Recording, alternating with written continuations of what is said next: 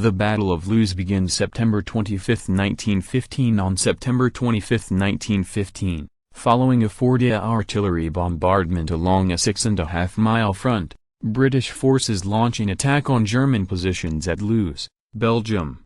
Beginning the Battle of Loos, the British attack at Loos, led by Sir Douglas Haig, commander of the First Army of the British Expeditionary Force, BEF, comprised half of a simultaneous Allied offensive begun in two separate regions. As the British proceeded at Loos, the French attacked the German lines at Champagne and at Vimy Ridge in the Arras region of France, aimed at relieving Russian distress on the Eastern Front by diverting German resources. The ambitious joint offensive counted on superior numbers, including a 3-1 ratio of French to Germans at Champagne to overpower the enemy. The French commander-in-chief, General Joseph Joffre, later calculated that 54 French and 13 British divisions went into action along a total front of 90 kilometers. Despite Allied numerical superiority, the Germans were able to successfully defend their positions against both the British and the French, aided by a second line of trenches and weapons they had constructed 5 to 6 miles behind the front lines,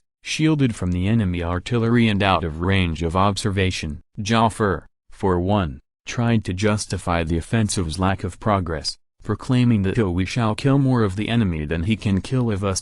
This rationale of attrition would be invoked often throughout the rest of the war, on both sides of the lines. In this case, however, German casualties during the offensive totaled only 60,000, while combined Allied casualties reached 250,000. At Loos, the British employed poisonous gas for the first time in the war, releasing some 150 tons of chlorine from over 5,000 gas cylinders across no man's land. The gas failed, however, to reach the German trenches and inflict any significant damage. By the time the attacks were called off, death tolls at Loos exceeded those of any previous battle. Of the nearly 10,000 British soldiers who attacked, 385 officers and 7,861 enlisted men were killed. Haig blamed the BEF's commander-in-chief, Sir John French, for failing to commit reserve troops in time to aid the First Army at Loos. Invoking this failure, and using his influence with King George V,